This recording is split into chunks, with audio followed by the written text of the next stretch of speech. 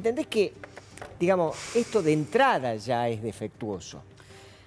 Hay números y ahora lo vamos a conversar. Micaela Fernández es de Fundar, economista, gracias por estar acá, porque hacemos mucha mención a números que lamentablemente son históricos a la negativa, ¿no? Quiero decir, presupuesto universitario histórico por lo bajo que está haciendo para los valores actuales, salario, ¿no? Una caída del poder adquisitivo histórica también, lamentablemente. Es como que estamos topándonos con números y cifras históricas en lo negativo en nuestro país en este momento. Totalmente. Bueno, lo que está pasando actualmente es que el gobierno está buscando acumular reservas, bajar la inflación y reducir el déficit fiscal, ¿no?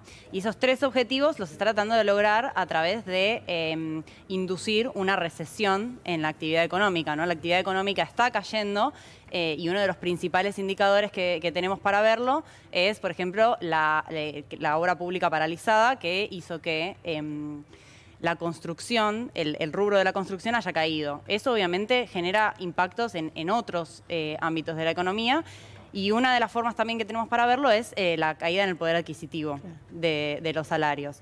Que obviamente si pensamos en cómo está logrando bajar la inflación, que pasó de un 25% en diciembre a un 11% en marzo, que efectivamente lo está logrando en ese sentido, si nosotros vemos mes a mes, cabe preguntarse cómo lo está logrando, ¿no? Y entonces principalmente lo que vemos ahí es que hay un ancla salarial que está funcionando, el ancla de los ingresos de la población, y también un ancla cambiaria, después de la devaluación del 120% en diciembre. Ahora, yo lo que te pregunto es lo siguiente, digamos, ¿cómo puede ser de que vos tengas un aumento de 400% en las tarifas,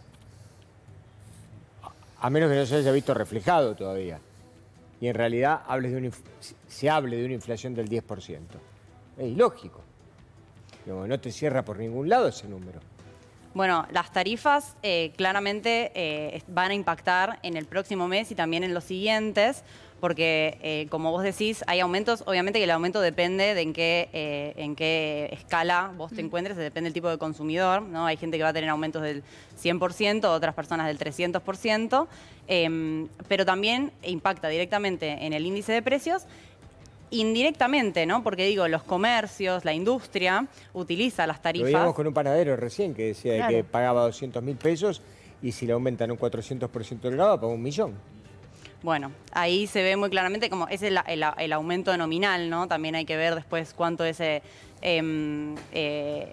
cómo es el impacto después que va a tener en el resto de los precios de la economía, y eso lo vamos a recién ver en los próximos meses. Entonces, como muy bien vos decís, digo, esto no, si bien bajó del 25 al 11%, no podemos cantar victoria aún, ¿no? Hay que ver otros componentes. Y uno de esos es las tarifas. Está el aumento de prepagas que se dio hace poquito también, que nosotros pensamos, bueno, ¿qué va a pasar si cae el poder adquisitivo y a la vez las prepagas pasan a representar mucho más dentro de lo que cada uno podía pagar, de un 10% a un 30% quizás, ¿no? ¿Cómo va a terminar repercutiendo en el resto de los precios? Y lo otro que me parece a mí fundamental es pensar, si pensamos en el ancla salarial, también pensar en el ancla cambiaria, ¿no? Hubo una devaluación del 120%, eso a medida que van subiendo los precios se lo va comiendo de a poco. Y actualmente el Banco Central está buscando acumular reservas, lo está logrando en parte también porque se están postergando pagos de importadores. Y con vencimientos a la vista de pagos, por ejemplo, al FMI, también hay que tener en cuenta que puede haber una devaluación en el futuro. Entonces, incluso si vos lograses bajar la inflación un dígito, hay que ver qué pasa con el resto de los precios, ¿no? Claro. Por ejemplo, el tipo de cambio. Para explicarlo así, si se puede, no sé, capaz es re complejo y no se puede explicar fácilmente, pero si se puede explicar fácilmente esto de cómo están logrando hasta ahora su objetivo, que es la desaceleración, si es con un ancla en los salarios, si es decir, con una recesión de la economía, si esto es para festejar o no, o si después es complicadísimo salir de ahí. Lo que decía Néstor hace un rato, digo, lo logran, pero ¿cómo terminamos? ¿De qué manera? ¿Y cómo después se sale de eso? Bueno, la pregunta es buenísima porque responde un poco a que no importa tanto si bajás la inflación, que obviamente es un objetivo deseable porque, digo, afectó siempre el crecimiento, afecta la redistribución del ingreso, es importante bajar la inflación, pero también importa cómo la logras bajar. Y lo que vemos que hasta ahora el gobierno buscó bajarla a toda costa, digamos, ¿no? Entonces cae la actividad, cayó la recesión, trajo la recesión, pero también lo logró a través de una caída del consumo, ¿no? Si vos pensás en la demanda agregada, el consumo es un componente muy importante.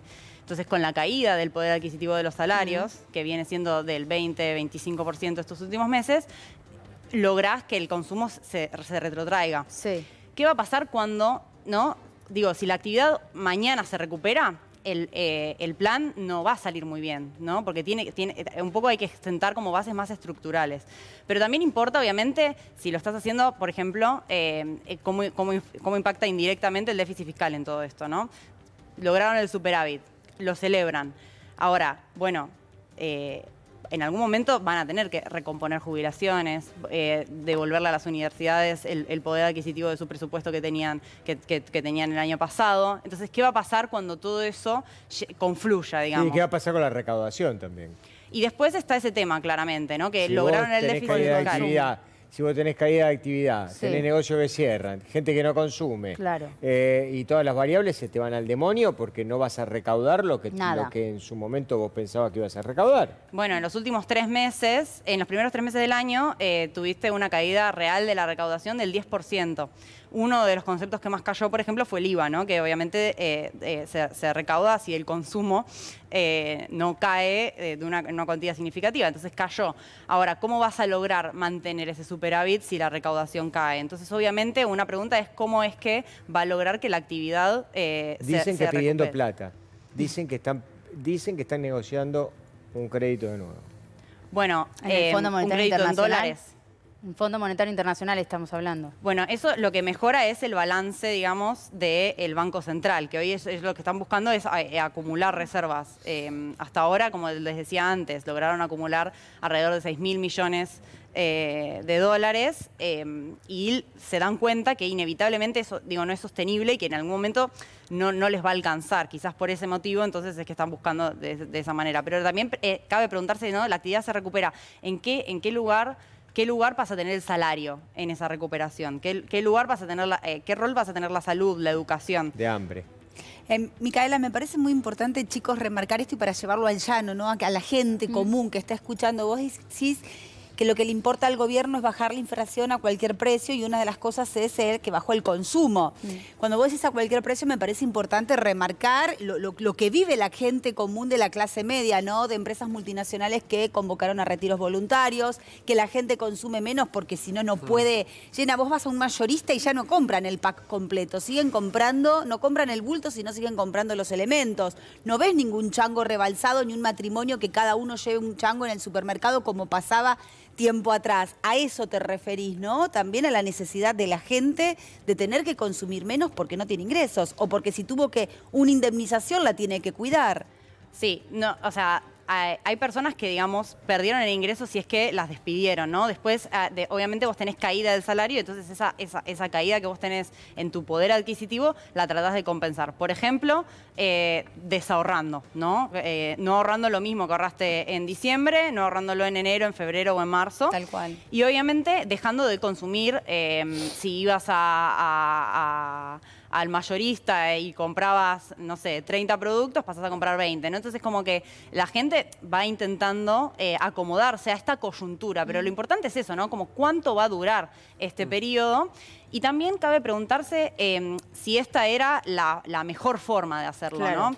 O sea, si este era inevitablemente el camino que había que tomar. Nosotros pensamos que luego de la devaluación que aconteció en diciembre, tuviste un traspaso a precios muy importante, ¿no? Que bueno, fue pegando de a poquito, primero en diciembre, primero en enero.